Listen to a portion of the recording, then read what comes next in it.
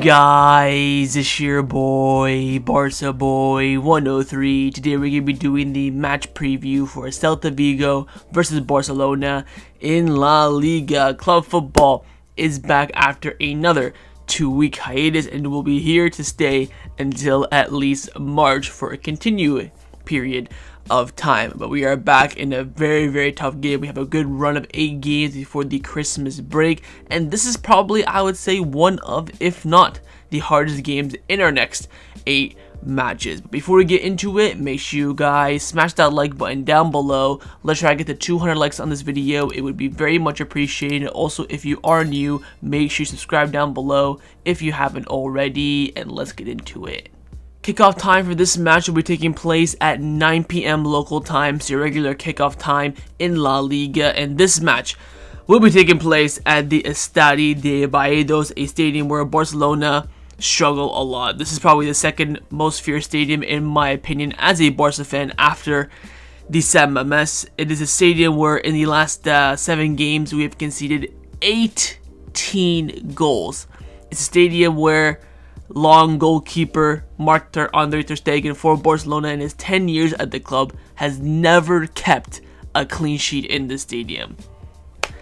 Enough said. Not only on the stadium, but it gets worse because the referee for this match has been confirmed, and we have gotten the worst referee right now in the Spanish Federation. Cesar Soto Grando is the referee. We have not won a game with him in God knows how long. We actually won a game with him by Akano early in the season, but that was one of the most narrow wins I've seen in my life. He is an absolutely shocking referee, complete and utter bias against Barcelona.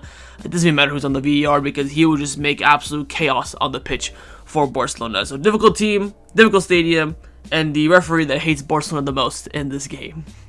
Let's start off by taking a look at the league table, where Barcelona are currently sat in first place in La Liga on 33 points. After playing 13 matches, we have 11 wins and 2 losses. Of course, no draws yet for Barcelona in the league campaign, and we are 6 points clear right now of second place Real Madrid, who are sat on 27 points. After playing 12 matches, they have 8 wins, 3 draws, and 1 loss. Of course, we do have a game in hand over Real Madrid, so technically it's a 3-point difference if, of course, they do win that game in hand. It's all about if, buts, and maybes, so I don't really care. Right now, it is a 6 points difference.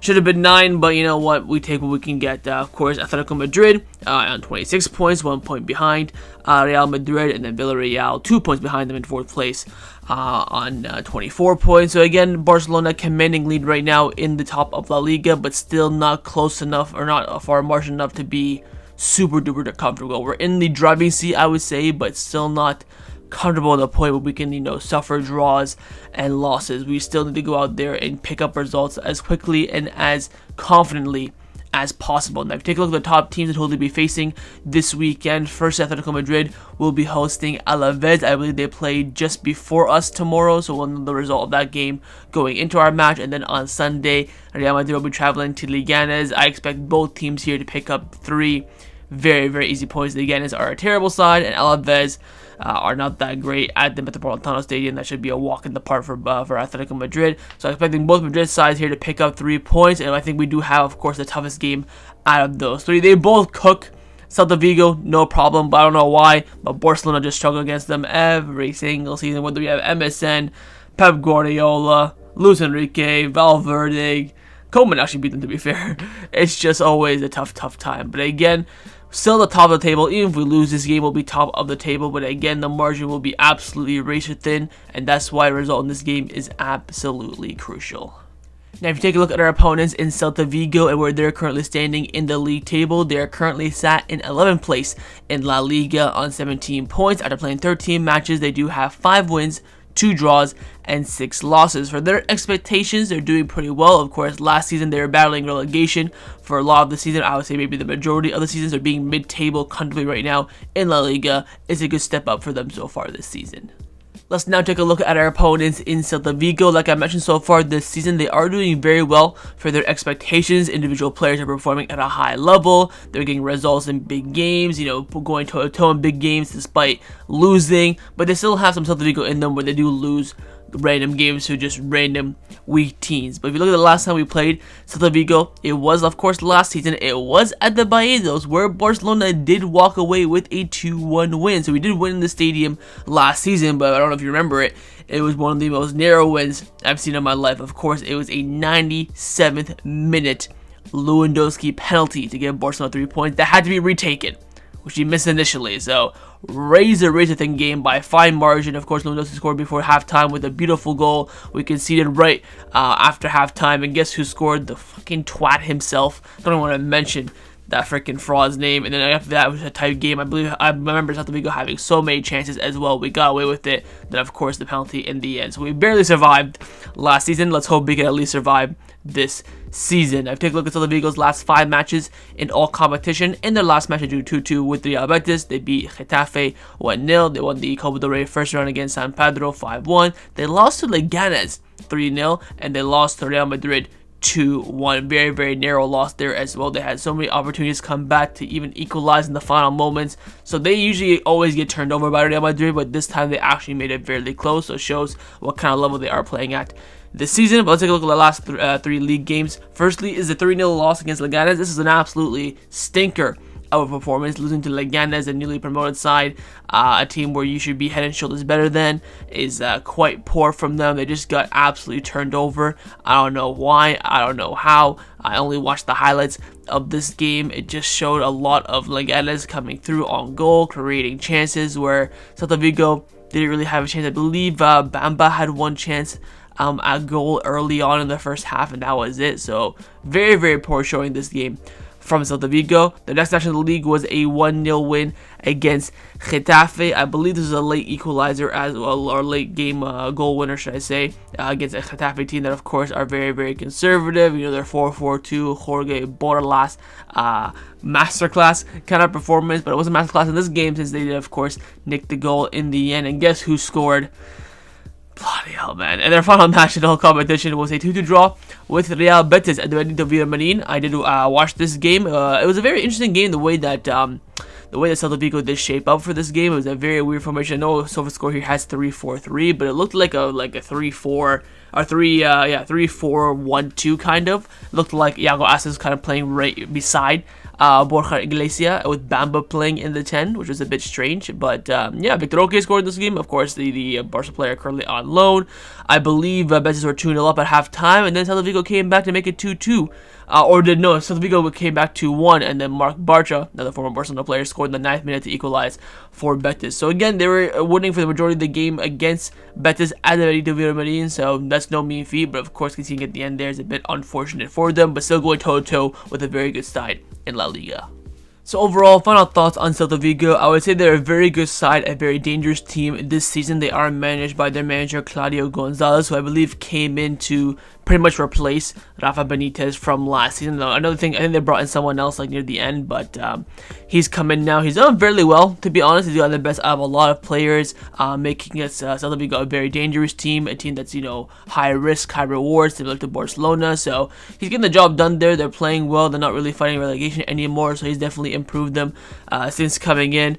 Now, in terms of players to look out for, I mean, bloody hell. They have so many former Barcelona players. I don't know why. Of course, you have Marcos Alonso from last season, who's a starter for them, who said he would celebrate if he scored. Oscar Mingueza, who of course we have been linked with a lot over the past few months. He's having an unbelievable season, of course, for his level. They have, of course, Ilaix Moriba. Whether he'll start this game or not remains to be seen. Other good players as well. Guaita in goal, very experienced goalkeeper. Jonathan Bamba, very good forward. Then, of course, Ronaldo Nazario himself, the Spanish version, Iago Aspas. He will, of course, turn up in this game. He will probably score in this game, as he always does. I don't know what agenda, what thing he has against us, but this man turns in to prime Ronaldo Nazario against us every single time without fail. So expected in this game. They're a team that's, again, very dangerous, and with them having Ronaldo Nazario up front, they can definitely cause Barcelona some serious damage.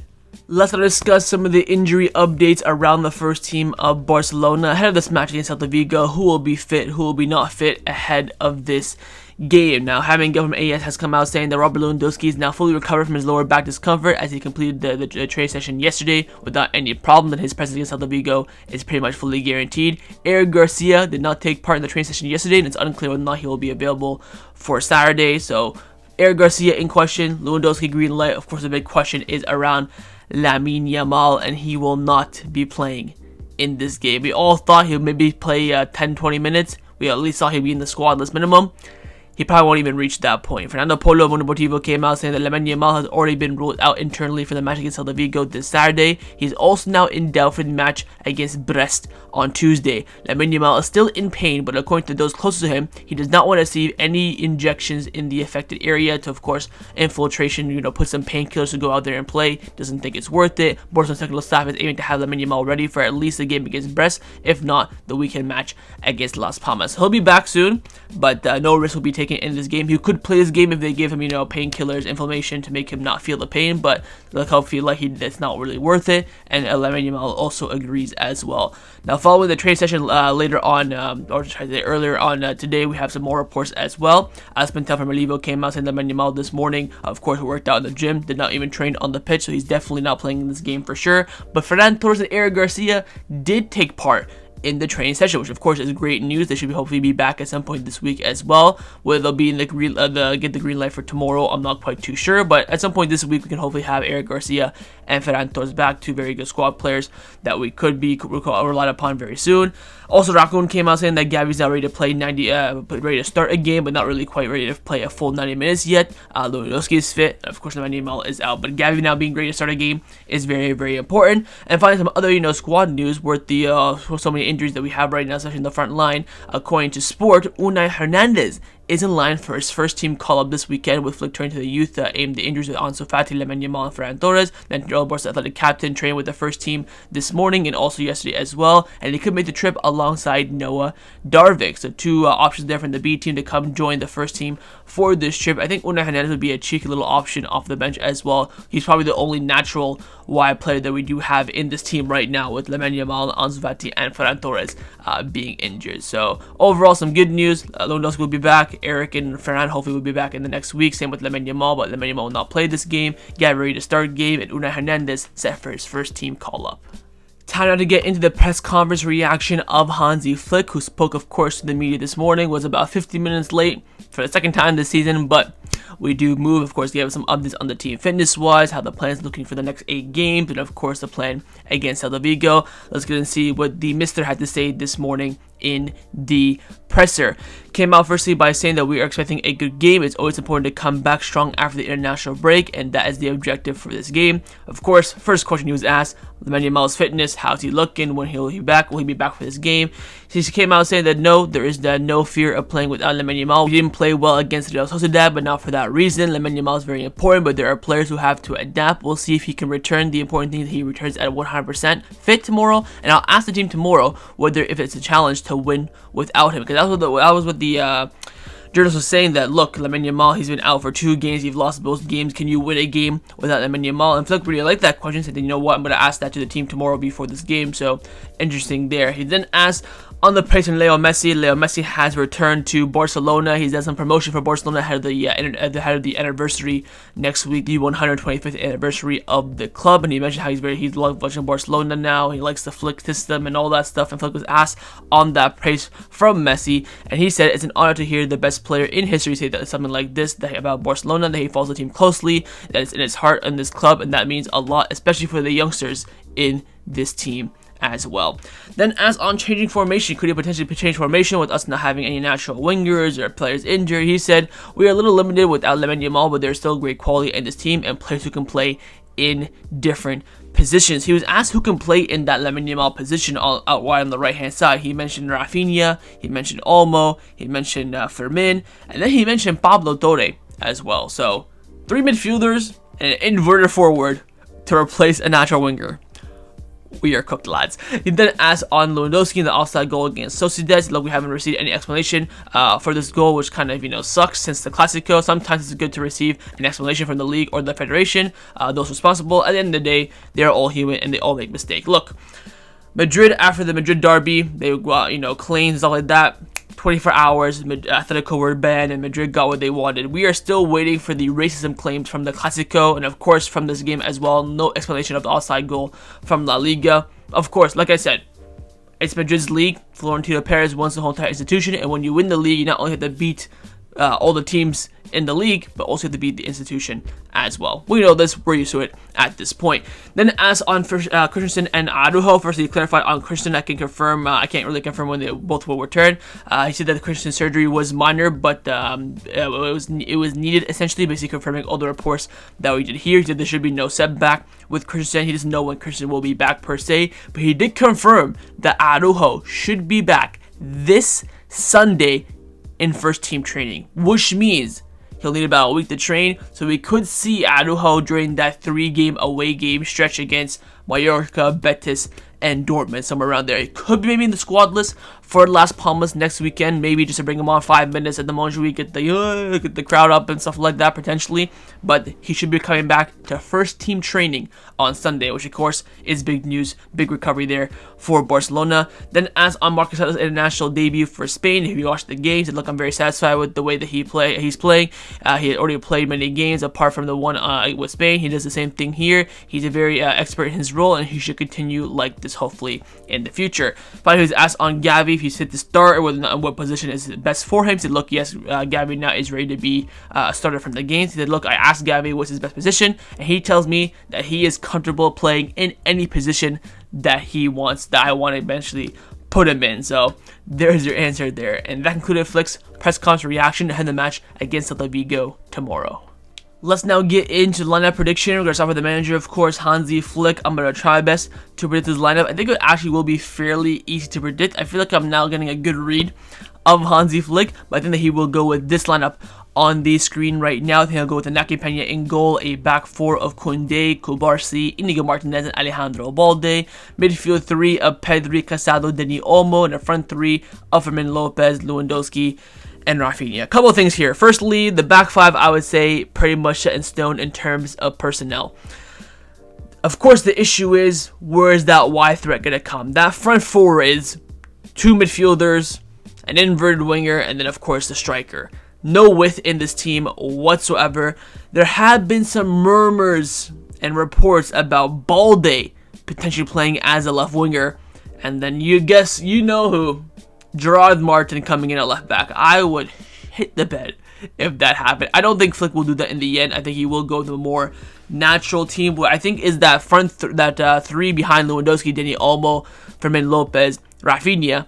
He could honestly line it up in any way. He could have Raphinha in the 10, Dani Olmo in the 10, Fermin Lopez in the 10. That's a very fluid, front three in the sense that they can all adapt to each, area. I'm still not a fan of it too much. I, of course, saw how poor it was against Sociedad, but of course, like Flick said in the press conference, the system wasn't bad. The players just did not perform on the night. So I think he might back himself, play the same way in the double pivot as well, having Pedri and Casado. Could maybe bring in Frankie to rest Casado. He did, of course, mention in the press conference that Casado is playing a lot of minutes, so there could be that there as well. But like I mentioned, this is one of the biggest games and probably the most toughest game for Barcelona. And of course, right after the international break, you want to start off with a bang and a win, so I think he will go basically full strength with this lineup. But of course, in the comments down below, let me know what you think Flick will go with. Now I'm going to show you guys my lineup, what I would do if I was the Barcelona coach, and I have made a few tinkers to Flick's lineup with only one actual personnel change, and that is I have brought Frankie de Jong in the midfield for Casado. Firstly, mainly because I want to really rest Casado, because I feel like an injury to him and this team is cooked, and I feel like Frankie de Jong and Pedri as a double pivot could work. We saw it, of course, against Madrid in the second half of the Clásico, and also in this game. This is going to be basically impossible to defend, prime R9, so I'm thinking, just go full flow, just go all out attack, the best form of attack just to go for it and just trying to outscore Celta Vigo. That's kind of my mindset. And of course, that front three and behind Lewandowski, this is how I would line it up. I would have Dani Olmo on the left, Raphinha on the right, and Fermin Lopez in the 10. I think this is the best shape for that three. You have Raphinha on the right hand side as the inverted winger, which is a natural place for him. Dani Olmo out wide on the left, where he's played so much for Spain and RB Leipzig over the past year, and Fermin Lopez naturally in the 10. I feel like Fermin Lopez out wide is very, very ineffective. Of course, as an inverted left-hand side attacker, we saw that last season under Xavi, wasn't too bad, but I don't think Flick really sees him in that area. I do think Dani Olmo is better in that area, so I think that front three there is much more balanced this way, so I do hope that if Flick picks that front three, he goes and shapes it up like this. The rest of the team picks itself, the back five, Pedri in the pivot, and then Lewandowski up front really picks itself. This is the lineup that I was left for this game, but of course, in the comments down below, let me know if you're going to pick my lineup or Flick's lineup. Time now for my score prediction. What do I believe the result will be in this match? Lads, I'm going to be completely honest. I am not confident for this game. I feel like Barcelona will not win. Whether we draw or lose, it's really a coin toss. But I do not think, if I'm a betting man, I'm putting money on this game, I would bet on Barcelona not winning this game. Right after the international break, difficult stadium, prime R9, you know, it's just... it sets you up for failure. If we had some match rhythm going this game, this is maybe the game next weekend, I'd be maybe a bit more confident, but at the Balaídos as well, it's just everything is not on the right page here for Barcelona. I think we would need a top performance. If we perform like we did against Sociedad, we're going to get turned over 3-0, maybe even 4. If we play like we did against Madrid, of course, we can definitely go toe-to-toe with them. It really depends on what Barcelona we do see, but I feel that we're going to see a tired, not lazy, but a tired and unmotivated team in this game, and then this game will be the turning point that motivates the team and pushes the team forward. I pray to God we win this game. I think it's so important for the league, especially for momentum and confidence moving forward, as well being the first game back after the international break. But I do think it's a bit too difficult to go out there and confidently, you know, put your balls on the table and say we will win. I still think we're the best team in the world. I still think on our day we can beat, we shouldn't beat anyone, but I don't think this will be our day, and that's why I'm a bit pessimistic for this match. So I have go with a 1-1 draw prediction, but I think my overall prediction is that I do believe that Barcelona will not win this game. What happens and how remains to be seen, but hopefully I am wrong. And of course, in the comments down below, let me know what you think the scoreline will be. So that was a match preview for Celta Vigo versus Barcelona in La Liga. Hopefully you guys enjoyed this video. If you did, of course, make sure you drop a like down below. And of course, in the comments down below as well, let me know your thoughts on everything we did discuss. The main thing, well, firstly, of course, is your score prediction. And secondly, on those lineups, firstly, would I pick my lineup or Flick's lineup? What do you think Flick would go with? What would you go if you're the manager? Leave me all your thoughts down below. And of course, make sure you guys subscribe down below as well if you haven't already. And I will see you guys tomorrow for the live watch along. Set the reminder on the screen and come and join me and watch the game with me. Follow for the match by my match reviews. I'll see you guys tomorrow. Big game ahead. Let's hope we can get the 3 points.